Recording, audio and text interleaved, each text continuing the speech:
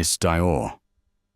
A market prefers a shape it can repeat, a name it can print, and a story that's easily sold.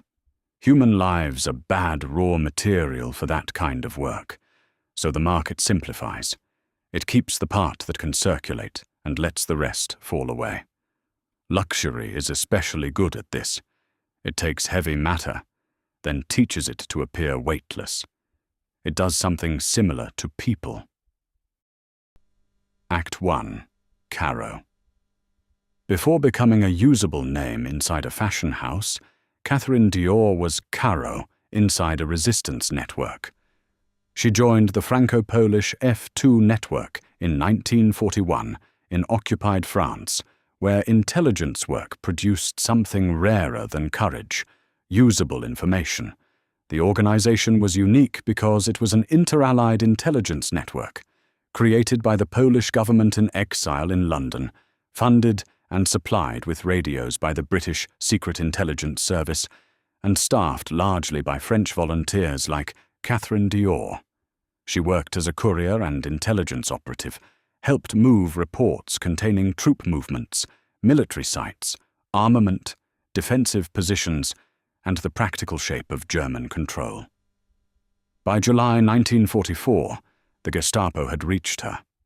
Catherine Dior was arrested in Paris on the 6th of July, tortured, and pressed for names. The occupier wanted networks broken from inside. Catherine did not betray her comrades. In resistance terms, that silence was continued action under custody. As long as she said nothing, others had time to move, hide, destroy papers, or disappear. Her refusal preserved the network longer than her freedom did. Act 2. The Camp. In August 1944, Catherine Dior was deported out of Paris on one of the final prison transports to leave the city before liberation. A deportation train changes the administrative status of a human being. The person who entered custody in Paris is pushed into a rail system designed to erase the scale of the violence by turning it into transport. Inside the wagons, overcrowding, filth, thirst, and uncertainty were part of its function. Ravensbrück was the main women's concentration camp inside the Reich. Tens of thousands of prisoners were murdered there, died from illness or hunger, or were consumed by the conditions imposed on them. In early 1945, the SS installed a provisional gas chamber next to the crematorium and killed thousands more. Catherine Dior entered that system as one prisoner among many. Her earlier work in the Resistance, now translated by the Germans into a category fit for camp administration. From Ravensbrück, she was transferred into the labor network attached to German war production. In early September 1944, 500 women were sent from Ravensbrück to Torgau. Most were political prisoners recently deported from France. There they were forced into labor inside an army munitions plant. The work included filling bombs and ammunition with explosives and handling duds, with almost no real protection from the toxic materials involved. Survivor testimony from Torgau preserves the obscenity of the arrangement with perfect clarity. Women arrested for resisting Nazi rule were now being forced to sustain Nazi war production under guard. The French women did not remain there long. In early October 1944, half of them were transferred onward to Abterode. The official explanation was that they were too weak or unsuitable for the work in Torgau. Survivor accounts also point to refusal. Abterode meant another factory, where the women were used in the relocated BMW aircraft engine works, assembling engine parts, operating machinery, and working under tightly controlled 12-hour shifts.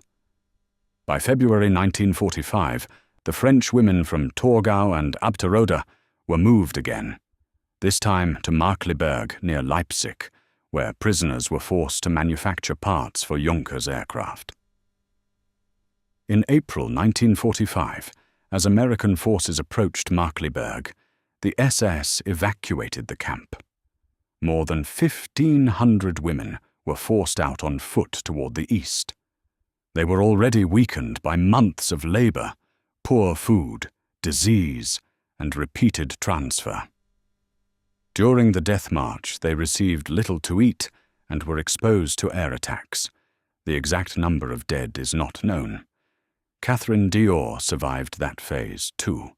She was freed in April 1945 after the camp system around her had begun to break apart under military defeat. Liberation, where it came, did not restore the women it reached. It ended one machinery of destruction after that machinery had already done its work. Act 3. The Woman. After the war, the state read Catherine Dior more accurately than the market later would. France decorated her for wartime bravery and resistance service, and Britain awarded her the King's Medal for Courage in the cause of freedom. The life that followed was quiet, yet not decorative.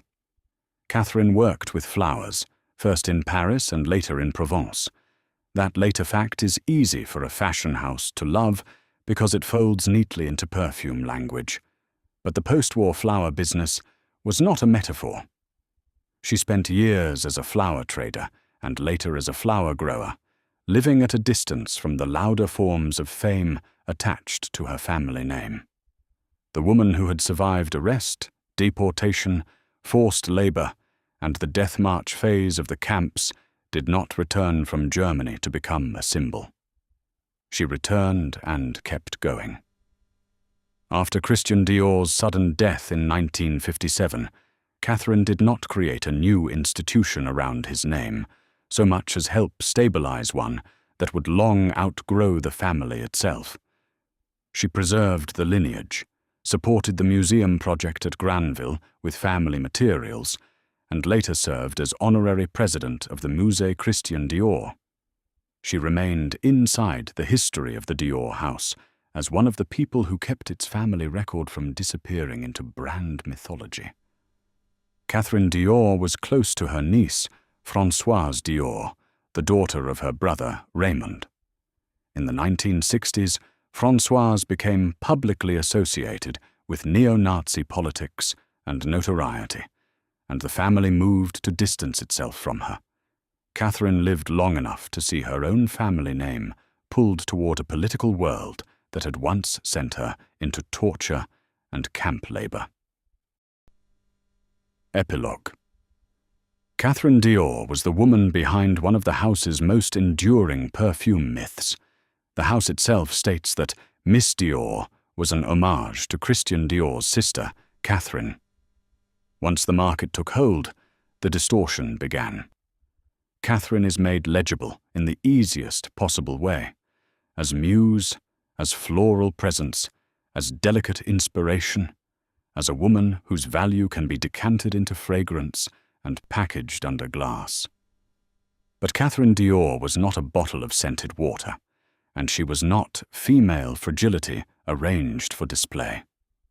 The market prefers the bottle because it sells cleanly. The record does not.